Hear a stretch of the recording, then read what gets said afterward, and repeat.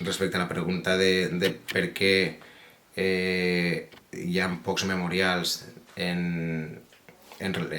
sobre els represaliats del franquisme, i particularment represaliats de l'època del maquis, de la guerrilla antifranquista, és perquè en la mateixa contemporaneïtat del fenomen, lògicament les famílies no tenien cap tipus de possibilitat de rendir homenatge als seus, eren els derrotats de la guerra i com a derrotats van ser perseguits, i no només perseguits sinó estigmatitzats, i en molts municipis considerats apestats, no?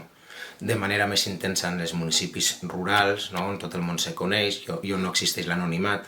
El problema és que lògicament en aquesta època no, fins i tot tenien problemes en mostrar el dol, però és que posteriorment, malgrat la transició, això ha continuat, no? S'ha perpetuat, i avui en dia tenim molts poquets memorials, n'hi ha alguns, però n'hi ha poquets, no? I n'hi ha poquets perquè, diguem, esta estigmatització, esta consideració d'apestats als derrotats, i particularment aquells que se van implicar o eren sospitosos d'implicar-se en la guerrilla antifranquista, pues, en les zones rurals ha continuat, no?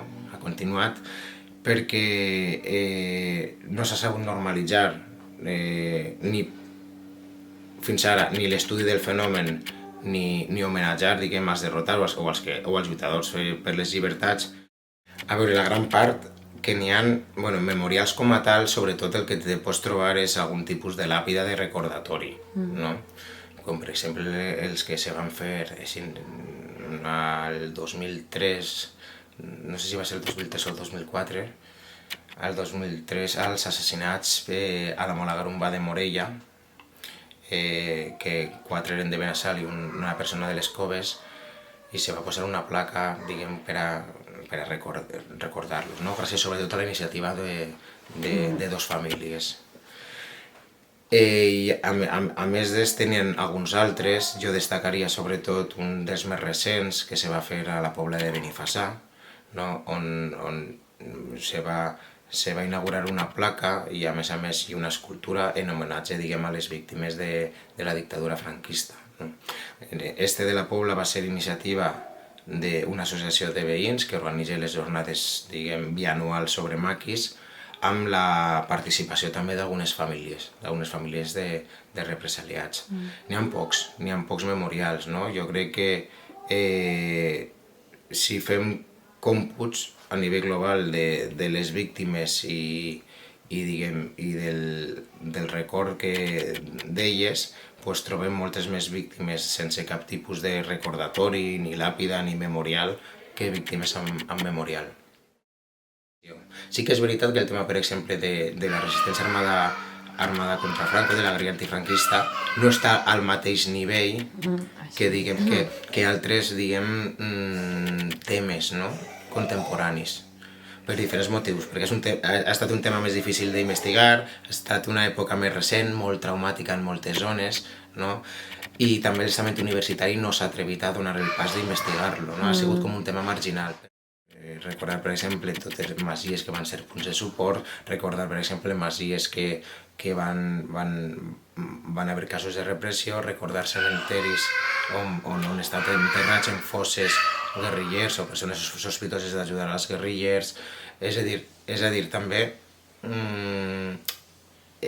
aprofitar el patrimoni existent per a donar a conèixer estos casos. I és una cosa que jo particularment del tema de la guerrilla antifranquista trobo a faltar, no?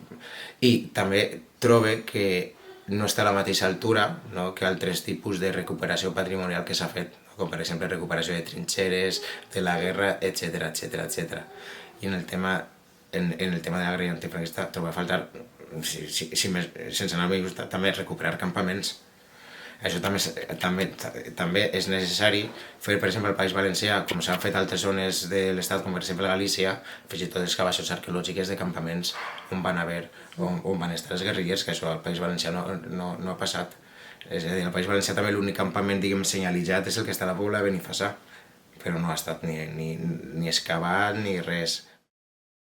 Una altra via de divulgació que s'ha utilitzat avui en dia és també el tema de recuperació del patrimoni com a reclam turístic, no? és una via que pot ser útil, però s'ha d'utilitzar amb moltíssimes precaucions, no? Perquè sovint tinc la percepció que la recuperació, diguem, divulgativa al reclam turístic ha anat acompanyada d'una visió excessivament asèptica, no equidistant, que d'alguna manera acaba simplificant i distorsionant el que és el relat històric. I en aquest sentit jo crec que la divulgació turística ha de ser rigorosa i també ha de tindre un compromís molt alt amb el que són els drets humans, no? I no pot caure en el discurs equidistant que de vegades, diguem, ratlla el discurs revisionista, no? O un discurs, diguem, simplón a nivell militar, no? que nega, diguem, la realitat, diguem, multifactual. És a dir, el que crec és que la divulgació ha d'estar acompanyada d'un relat rigorós, polièdric, no? I que estigui compromès amb els drets humans.